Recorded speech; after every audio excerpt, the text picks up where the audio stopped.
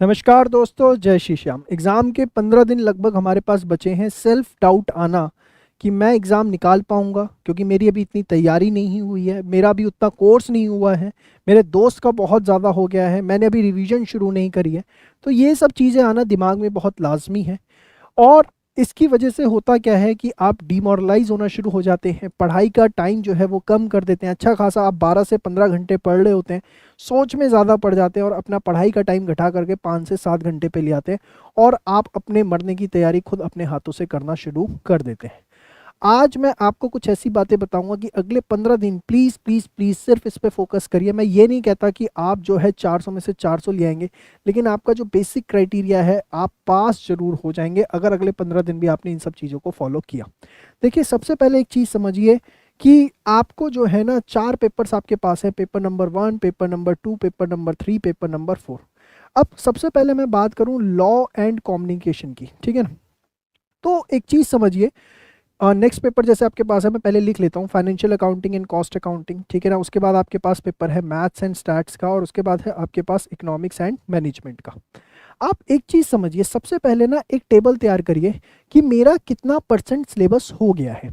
आपको क्या करना है कि आपको कोशिश करनी है कि मेरा सारा सिलेबस जो है वो 70% प्लस हो जाए।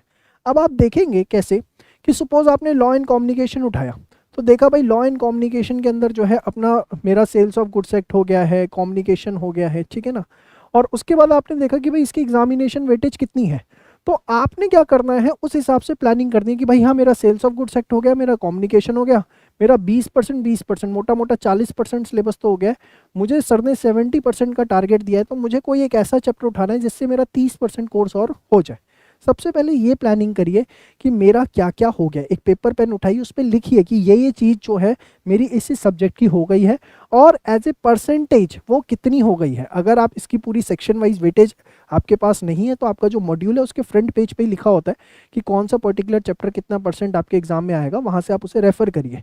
तो उससे जो है ना आपको आइडिया लग जाएगा कि ये सब्जेक्ट मेरा इतना हो गया, ये इतना हो गया, ये इतना हो गया, ये इतना हो गया। सपोज लॉ का पेपर आपने देखा भाई ये मेरा 40% हो गया है, अकाउंट्स का आपने देखा भाई ये तो मेरा 80% हो गया है, मैथ स्टैट्स का आपने देखा भाई ये मेरा 60% हो गया है, ये देखा आपने अपने भाई बी तो 20% ही हुआ है। तो आप एक चीज़ समझिए, यहाँ आपको कुछ नहीं करना, 80% हो गया बस, अब और करने की ज़रूरत नहीं है। आप जो है बार बार सिर्फ और सिर्फ उसको रिवाइज करिए और अपने मॉड्यूल पे भरोसा करिए। देखिए, सीएमए की खास बात यह है कि मॉड्यूल से अच्छे खासे क्वेश्चंस देखने को मिलते हैं।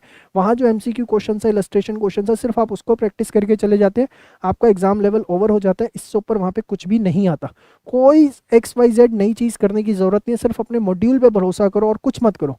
वहाँ पर अगर लिखा हुआ है ना कि ए फॉर बॉय होता है, तो आपको ए फॉर बॉय मानना है, बस दैट्स इट, और कुछ नहीं। समझना मेरी बात को। देखो, अभी बात जो है ना ज्ञान देने की नहीं है, अभी बात ये कि आप पास कैसे होंगे। तो सबसे बड़ी चीज़ कि हमें जो है 70% सिलेबस के ऊपर फोकस करना है। हम एक शीट बनाएं कि हमारा कितना कितना परसेंट हो गया है। जहां हमें लगता है 70 या उससे ज़्यादा हो गया, उसको पढ़ना छोड़ दीजिए, उसको रिवीजन मोड पे ले आइए। सेकंड, आपने देखा भाई मैथ्स एंड स्टैट 60% तो ऑलरेडी हो गया, तो 10% है, कोई एक चैप्टर उठाओ, उसको खत्म करो। पता लगा 2 पेपर हुए, अंदर से शांति मिलेगी, आत्मा को शांति मिलेगी। भाई मेरे तो 2 पेपर आते हैं। जैसे ही अंदर से एक डर आएगा ना कि यार पास होऊंगा या फेल होऊंगा, वैसे ही आएगा भाई 2 पेपर तो आते हैं 70%। और मैं, मेरी बात का भरोसा मानो, 70% पेपर होता है, एग्जाम पास कर लोगे, प्रोवाइडेड 70% ऐसा आता हो कि उसके अंदर कुछ भी आ जाए तो आप उसे करके आ सकते हैं, ठीक है ना। ये 2 चीज़ें हो गई।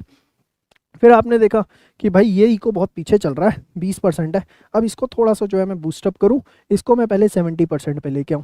तो इसको क्या किया आपने, रोज जो है आज से 3 से 4 घंटे देने शुरू कर दिए, ताकि जब तक ये 70% पे ना आ जाए। और ये जो हो चुके हैं इसको रोज 1-1 घंटा देना शुरू कर दिया, ताकि इसको सिर्फ मैं क्या करूँ, रिविजन मोड पे डालूँ। और लॉ एंड कम्युनिकेशन बचा, इसको फिर आपने देखा कि भाई मेरे 4 घंटे यहाँ जा रहे हैं, 1 घंटा यहाँ, 1 घंटा 6 घंटे, मेरे पास जो है इफेक्टिवली 3 घंटे बचे हुए हैं। 3 घंटे में मैंने लॉ एंड कम्युनिकेशन किया, इसको 70 पे लाया। तो आप देखेंगे कि विद इन जो है 7 to 9 डेज आपका सारा सिलेबस जो है 70% हो जाएगा और आप कॉन्फिडेंस के अंदर आ जाएंगे कि हाँ मैं एग्ज़ाम निकाल सकता हूँ। उसके बाद जो है आपको इंस्टीट्यूट ने जो है रिलीज़ किए हैं मॉडल क्वेश्चन पेपर, ठीक है ना, मॉडल क्वेश्चन पेपर रिलीज़ किए हैं। तो मॉडल क्वेश्चन पेपर जो आपको रिलीज़ किए हैं वो जो है आपके पास आप वेबसाइट पे अवेलेबल हो गए हैं, वहाँ से आप उसको एक बार पेपर को करिए, आपको आइडिया लग जाएगा इस बार किस तरह का पेपर आ सकता है। क्योंकि जनरली जिस तरह के वो मॉक टेस्ट आपको देते हैं, जनरली उसके आसपास ही वो पेपर पूछते भी हैं। तो उस तरह से आप उसे एक बार करेंगे तो आपको बड़ा कॉन्फिडेंस आएगा। और एक चीज़ ध्यान रखिए, कि बिल्कुल भी ऐसा नहीं है कि 100% कोर्स करके जाएंगे तभी आप पास होंगे। अच्छा एक बात बताओ, एग्जामिनर को पता है क्या कि आप 100% सिलेबस करके आए हो? नहीं पता ना। उसने तो बोला है भाई ये पेपर है, इसे कर दे, तेरे अगर पासिंग मार्क्स लायक नंबर आ गए तो मैं पास लिख दूंगा। और पासिंग मार्क्स क्या 100% होते? कभी नहीं होते। आपको भी पता है पासिंग मार्क्स क्या है। तो आप इस चीज़ को समझिए कि आपको सिर्फ और सिर्फ 70% सिलेबस को फोकस करना है। 70% सिलेबस आप सही से करके जाएंगे, आराम से 50 नंबर ले आएंगे, कोई इसमें तकलीफ वाली बात नहीं है। ठीक है ना? 20% का तब भी स्कोप है। सिर्फ और सिर्फ आज से अपनी स्ट्रैटेजी को थोड़ा सा आपने चेंज करना है। इस तरीके से जो मैंने आपको बताया अपनी पढ़ाई करनी है, इतना आप कर लेते हैं, that is more than sufficient.